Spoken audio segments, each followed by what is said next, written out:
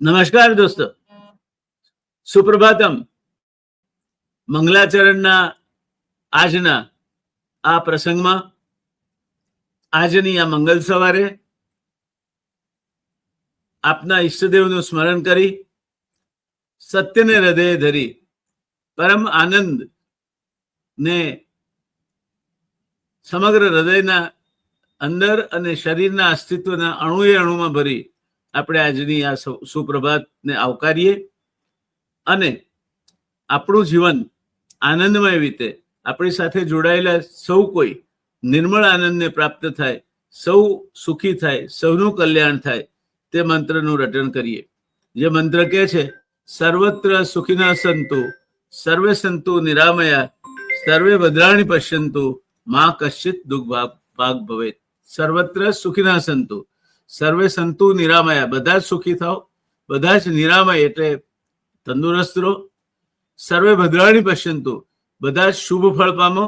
મા કશ્ચિત દુઃખ ભાગ ભવેત, કોઈને પણ દુઃખ નડે નહીં. આ ભાવનાથી આપણે ચાલીએ તો હંમેશા આપણે પણ સુખી થઈએ, બીજા પણ સુખી થશે. અગાઉ મેં વાત કરી હતી સત્ય અંગેની. કબીરજીએ કહ્યું છે કે સાચ બરાબર તપ નહીં, झूठ बराबर पाप, जाके हृदय साच है ताके हृदय आप. કબીરજી કહે છે સાચ બરાબર તપ નહીં, સત્યના જેવું બીજું કે તપ નથી. જૂઠ બરાબર પાપ, અને જૂઠા જેવું બીજું કોઈ પાપ નથી. જાકે હૃદય સાચ છે, જેના હૃદયમાં સત્ય છે, જેની જીવવાએ સત્ય છે, તાકે હૃદય આપ, તેના અસ્તિત્વ સાથે ઈશ્વર ખુદ જોડાયેલો છે. ત્યારે આજે વાત કરી છે દોસ્તો એક ચોરની. એ ચોર હતો. એ ચોર ગામમાં એક સાધુ મહારાજનો સત્સંગ ચાલતો હતો. એ રોજ સાંભળવા જાય. એમ કરતા કરતા મહિનો પૂરો થયો. હવે સાધુ મહારાજ બીજે વિહાર કરવાના હતા, પ્રયાણ કરવાના હતા. એટલે એમણે બધાને કહ્યું કે હવે આપણો આ સત્સંગનો કાર્યક્રમ કાલથી આ ગામ પૂરતો અટકશે, મારો ચાલુ રહેશે, પણ આપણે રોજ આનંદ કરીએ છીએ ભેગા થઈને, એ આનંદ કરવાનું હવે બીજે બનશે. ત્યારે પેલા સંત પુરુષે કહ્યું કે જતા પહેલા હું એવું ઈચ્છીશ કે તમારામાંથી દરેક વ્યક્તિ એક મહિનો આખો સત્સંગમાં મારી સાથે ગાળ્યો છે અને એમાંથી કંઈ પામ્યા હો તો તમે કોઈ પણ એક વ્રત લો. એટલે કોઈએ ચા નહીં પીવાનું વ્રત લીધું, કોઈએ બીજું વ્રત લીધું, કોઈએ ત્રીજું વ્રત લીધું, કોઈએ કહ્યું કે હું આ નહીં કરું, કોઈએ કહ્યું હું તે નહીં કરું. બધાએ વ્રત લીધું કઈનું કઈ. પેલા એક ચોરે વ્રત ના લીધું, એ ઉભો ના થયો. એટલે સંત પુરુષે પૂછ્યું કે ભાઈ તે કઈ વ્રત નહીં લીધું, શું કારણ?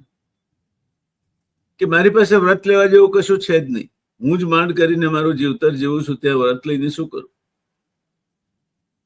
શું કરે છે તું? તો કે હું ચોર છું, ચોરી કરું છું. તો કે તને એક વ્રત આપું, તું પાળીશ?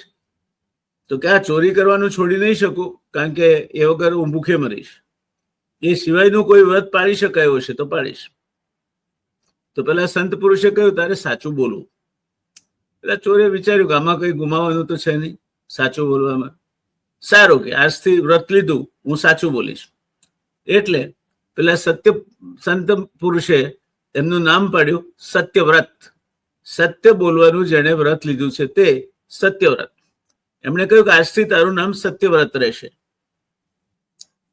ભલે મહારાજ, આશીર્વાદ આપના. હવે થોડાક દિવસો વીત્યા. આ ચોરે રાજાની તિજોરીમાં ચોરી કરી. તિજોરીમાંથી એક રત્નોની ડાબડી હતી. એ રત્નોની ડાબડીમાં 4 બહુ મૂલ્યવાન રત્નો હતા. એને કહ્યું કે આ તો મારી 7 પેઢી સુધી નહીં ખૂટે, 4ને શું કરો છો મારે? એટલે એને એમાંથી 2 જ રત્ન લીધા. કેટલા રત્ન લીધા? 2.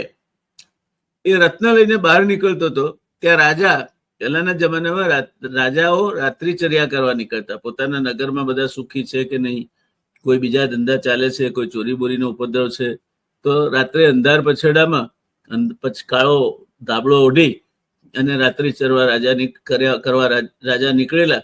એ પરત આવી રહ્યા હતા. ચોર મહેલમાંથી બહાર નીકળી રહ્યો હતો. એને સામો મળ્યો, પડકાર્યો કે ઉભા રહી જા ભાઈ, કોણ છે તું? એટલે કે હું ચોર છું. ક્યાંથી આવે છે? કે રાજમહેલમાંથી. શું કરવા ગયો હતો? તો કે ચોરી કરવા. શું ચોરી કરી? તો કે રાજાની તિજોરીમાંથી આ 2 રત્નો લીધા છે. ક્યાં છે? એને હાથમાં બતાવ્યા. તારું નામ શું છે? તો કે મારું નામ સત્યવ્રત. ક્યાં રહે છે? તો એને સાચે સાચું સરનામું આપ્યું. સારું રાજા કે જાઓ. રાજા મહેલમાં ગયા ને પેલો ચોર એના ઠેકાણે ગયો. મસ્તીથી જઈ અને એનું ઠેકાણું એવું હતું કે કોઈ એને સહેલાઈથી શોધી ના શકે. આરામ કર્યો કે હવે જિંદગીભર આપણે કમાણીની તો કોઈ ચિંતા કરવાની નથી. રાજી રાજી. રાજાએ સભા ભરાણી એટલે કહ્યું કે પ્રધાનજી, એવો મને અંદેશો મળ્યો છે કે આપણી તિજોરીમાં ચોરી થઈ છે, તો તમે જરા જોઈ આવો ને શું થયું છે. પ્રધાન ગયા, બધું જોયું, બધું એમનું એમ હતું. પણ પેલી ડાબડી ખોલી તો ડાબડીમાંથી 2 રત્ન ગુમ. પ્રધાને મનોમન કહ્યું, સાલો મૂર્ખ લાગે છે, આ રત્નોનો કેટલો ભાર લાગવાનો, તો 2ના બદલે 4 લઈ ગયો હતો. એટલે એમણે બાકીના 2 રત્ન હતા એ પોતાના ગજવામાં મૂકી દીધા અને પાછા આવ્યા. પાછા આવીને કહ્યું કે મહારાજ, બીજી કોઈ તો ખાસ વસ્તુ ગઈ નથી તોશાખાનામાંથી, પણ આપણે પેલા 4 રત્નો જયપુરથી પેલા ઝવેરી આવ્યા હતા ને આપને જે એને તેજસ્વી રત્નો વેચ્યા હતા, એ 4 રત્નો નથી મળતા. કેમ? એટલે એમણે હુકમ કર્યો સેનાપતિને કે સિપાહીઓને મોકલો, ચોર કોણ છે શોધી લાવો. સિપાહીઓએ ચપ્પો જ છાની માર્યો, પણ પેલો એવી જગ્યાએ રહેતો હતો કે જડે જ નહીં. એ નહીં મળ્યો. પાછા આવ્યા. ત્યારે રાજાએ કહ્યું કે જાઓ, આ સરનામે જે માણસ હોય સત્યવ્રત નામનો, એને પકડી લાવો. પકડી લાવ્યા. લાવીને બીજા દિવસે દરબારમાં એને ઉભો કર્યો. રાજાએ કહ્યું, કોણ છે તું? કે હું ચોર છું. શું નામ તારું? સત્યવ્રત. શું કેટલા દિવસથી ચોરી કરે છે? કે હું તો પહેલાથી ચોરી કરું છું. છેલ્લી ચોરી ક્યારે કરી હતી? 2 દિવસ પહેલા. ક્યાં કરી હતી? કે આપની તિજોરીમાં. અચ્છા, શું લઈ ગયો હતો? કે 2 રત્નો લઈ ગયો હતો. ક્યાં છે? કે જો હું મારી સાથે જ લાવ્યો છું. આ રહ્યા. સારું, એને બેસાડ્યો એક બાજુ. પછી સેનાપતિને કહ્યું કે હવે જાઓ, પ્રધાનજીના મહેલની તલાશી લો અને 2 રત્નો શોધી લાવો. પ્રધાનજી શિયાવિયા થઈ ગયા, કારણ કે એમણે 2 રત્ન ચોરાવ્યા હતા. સેનાપતિ શોધી લાવ્યા. ત્યારે રાજાએ કહ્યું કે પ્રધાનજી, તમને રહેવા માટે મહેલ હતો, આટલા નોકર ચાકરો હતા, દોમદોમ સાહેબી હતી, સત્તા હતી, તમે મન બગાડીને આ 2 રત્નો લીધા. તમે એના કરતા ચોર સારો નહીં કે એને એની જરૂરિયાત કરતા વધારે કંઈ જ ના લીધું અને સાચું બોલી ગયો કે મેં આ 2 રત્નો ચોર્યા છે. સેનાપતિને કહ્યું કે પ્રધાનજીને કેદ કરો. આજથી પ્રધાનજીને કેદમાં નાખવામાં આવે છે અને આ ચોરને પ્રધાન પદે નિમવામાં આવે છે. દોસ્તો, માત્ર એક નાનું શું વ્રત, સાચું બોલીશ, એના પ્રતાપે સત્યવ્રત ચોરમાંથી પ્રધાન બન્યો રાજાનો. આ એને સાચું બોલવાના કારણે ફાયદો થયો. તો કબીર સાહેબે કહ્યું છે ને કે સાચું બોલો. સાચામાં જ તમારો સાહેબ એટલે તમારો માલિક એટલે તમારો ઈશ્વર એટલે તમારો હરિ વસે છે. અને એ જ્યાં સુધી તમારી સાથે છે, જાકો રખે સાઈયા માર શકે ના કોઈ, એ તમારું રક્ષણ કરે છે ત્યાં સુધી તમને કોઈ પણ શક્તિ અથવા કોઈ પણ દુશ્મન અથવા કોઈ પણ વ્યક્તિ હરાવી શકે અથવા મારી શકે તેમ નથી.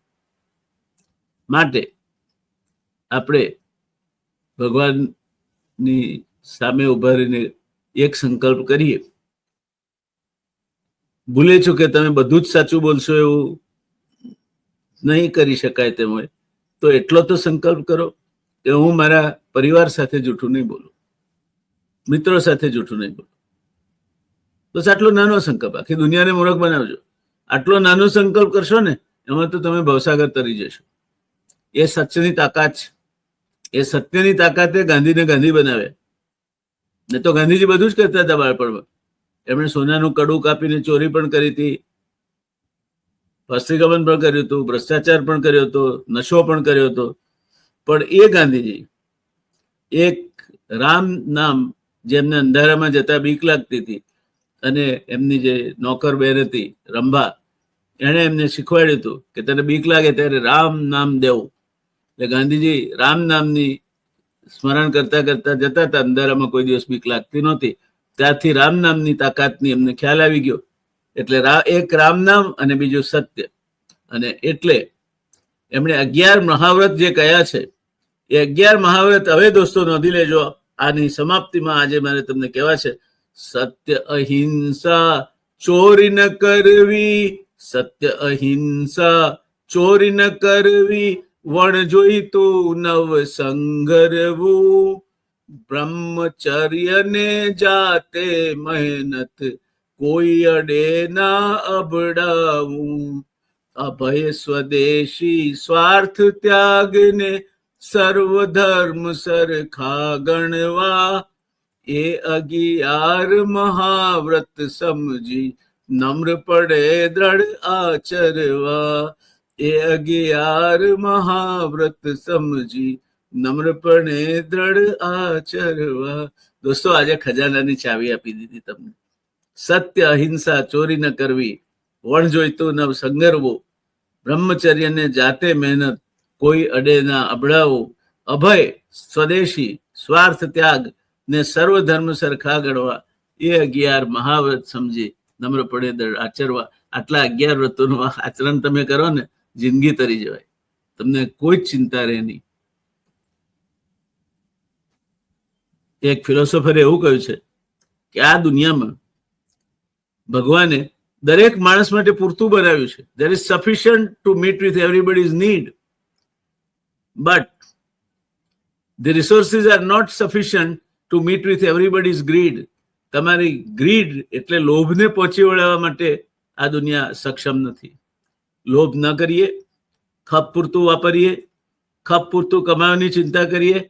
જે ભૂખ્યા સુવાડે છે, ભૂખ્યા ઉઠાડે છે, ભૂખ્યા ઉઠાડીને પછી એ જ તમને ખાવાનું આપે છે, એના પર વિશ્વાસ રાખીએ અને સાદગીપૂર્ણ મજાનું જીવન જીવીએ, આનંદભર્યું જીવન જીવીએ, કુટુંબ સાથે કલ્લોલ કરીએ, મિત્રો સાથે મજા કરીએ અને ક્યારેય જેણે આપણને અહીંયા મોકલ્યા છે એને ના વિસરીએ.